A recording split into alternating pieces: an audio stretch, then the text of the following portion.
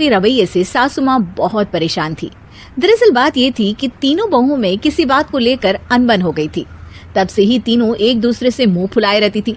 ना कोई सीधे मुंह किसी से बात करती, ना किसी का कहना मानती। पड़ोसी भी इस बात को जानते थे और जाने कैसे कैसे बातें भी करते। इसीलिए सासू माँ ने तीनों बहुओं को तुरंत अपने कमरे में बुलाया। मैं कई दिनों से देख रही हूँ, तुम तीनों अलग अलग सारे काम कर रही हो। ये सब नहीं चलेगा, तीनों को मिलकर ही काम करना पड़ेगा। सास की बात सुनकर एकदम से बड़ी बहू बोल उठती है। नहीं मम्मी जी, मैं इन दोनों के साथ कुछ नहीं कर सकती। मैं इस घर की बड़ी बहू हूँ, फिर भी ये मेरा कहना बिल्कुल भी नहीं मानती। अरे जेठानी जी, जानबूझकर मुझे डबल काम करवाती है आप। और छोटी मुझसे टेढ़े मुंह ही बात करती है। इन दोनों के बीच हमेशा सैंडविच बन जाती है मेरी, और मैं हमेशा आलू की तरह बीच में मसली जाती हूँ। मम्मी जी, इन दोनों को लगता है कि मैं छोटी हूँ तो इनके पैरों तले दब जाऊंगी, लेकिन नहीं, मेरा भी उतना ही अधिकार है जितना इन दोनों का है। बड़ी आई दोनों मेरी चुगली करने के लिए, मुझे क्या कम समझ रखा है। तीनों बहू एक दूसरे से बहस करने लगती है और सास दोबारा ये देखकर टेंशन में आ जाती है और सबसे कहती है, चुप हो जाओ, अब से तुम तीनों सारे काम एक साथ करोगी। आंख बंद करके एक दूसरे की बात सुनोगी। तुम तीनों इस बात को गांठ बांध लो, वरना अगली छुट्टियों में तुम्हारा अपना मायके जाना कैंसिल। सास की बातें सुनकर डर के मारे तीनों हामी भर देती हैं। जी मम्मी जी, मैं समझ गई। हाँ मम्मी जी, जैसा आप कहें। आप जो कहेंगे मैं वही करूंगी। तीनों बहू सास की बात को गांठ बांध लेती है और वादा करती है कि अब से सारे काम वो तीनों एक साथ मिलकर ही करेंगी। ये सब देखकर सास खुश हो जाती है और वहाँ से चली जाती है। नीचे जाकर वो देखती है कि घर में शर्मा जी आए हुए होते हैं। सास जोर से आवाज लगाकर कहती है, अरे बहू, जरा चाय बनाकर तो लाना, शर्मा जी आए हैं। सास की बात सुनकर तीनों बहू तुरंत किचन की ओर भागती है और चाय बनाना शुरू कर देती है। मुझे तो एकदम मसाले वाली कड़क चाय पसंद है, तो हम शर्मा जी के लिए मसाले वाली चाय ही बनाएंगे। अरे नहीं दीदी, गर्मी के मौसम में मसाला चाय कौन पीता है। मैं तो शर्मा जी के लिए इलायची वाली चाय ही बनाऊंगी। ये कैसी बात कर रही हैं आप दोनों। मेरी मम्मी ने सिखाया है कि मेहमान को ज्यादा दूध और शक्कर वाली चाय देनी चाहिए, वरना वो घर वालों को कंजूस समझते हैं। तो मैं तो शर्मा जी को ऐसी ही चाय दूंगी। तीनों बहुएं अपने अपने तरीके से चाय में शक्कर, मसाला, पत्ती सब डाल देती है।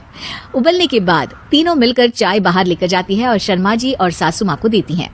चाय पीने के बाद शर्मा जी सासू माँ को देखकर शर्मा जाते हैं और शर्मिंदा महसूस करते हैं कि आखिर उन्होंने चाय पीने के लिए हामी क्यों भरी।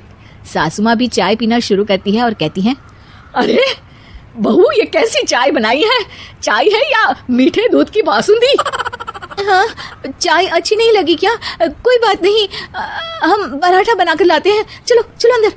हाँ चलो। हाँ, आती हूँ मैं भी। नहीं, मेरा पेट चाय ने ही चौपट कर दिया, वही काफी है। पराठे से पोपट नहीं करवाना, मैं तो चलता हूँ। शर्मा जी चुपचाप पतली गली से निकल जाते हैं। अगले दिन सास बहुओं से कहती है, अरे बहू, जाओ जाके ऊपर के गेस्ट हाउस की सफाई कर दो। कल हमारे यहाँ मेरे दूर के रिश्तेदार आने वाले हैं, तो पूरे कमरे को चमका देना, समझी? तीनों बहू सास की बात को मानकर ऊपर सफाई करने चली जाती हैं और तीनों कमरे की सफाई चालू कर देती है। बड़ी बहू मकड़ी के जाले साफ करती है तो बीच वाली झाड़ू लगाना और छोटी वाली सर्फ डालकर जमीन धोना शुरू कर देती है। अरे दीदी, जेठानी जी, अभी मैंने पूरी फर्श धोई और आप फिर से धूल नीचे गिरा रही हैं। और मछली जेठानी जी, आप बिना झाड़ू की धूल यहाँ छटक रही हैं।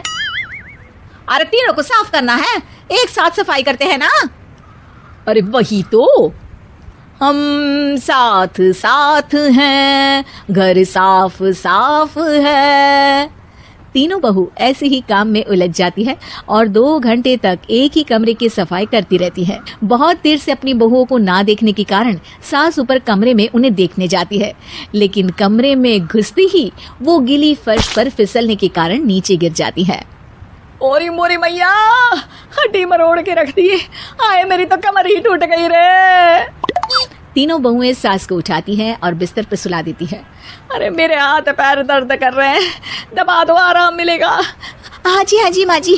अरे जी माँ जी, जी माँ जी। और तीनों बहुएं एक साथ सास के हाथ को दबाना शुरू कर देती है। माँ की तो चीख ही निकल जाती है और नतीजा ये होता है कि सास के बचे हुए शरीर में भी दर्द उठ जाता है। हाय राम, ये क्या कर दिया तुम तीनों ने। अरे मेरी तो किस्मत ही फूटी है कि तुम जैसी बहुएं मुझे मिली। हे भगवान, पूरे शरीर में दर्द बढ़ गया है। अब तो पता नहीं कि चल भी पाऊंगी या नहीं। माफ करो, मुझे गलती हो गई मुझसे कि तुम तीनों को एक साथ काम करने के लिए बोला।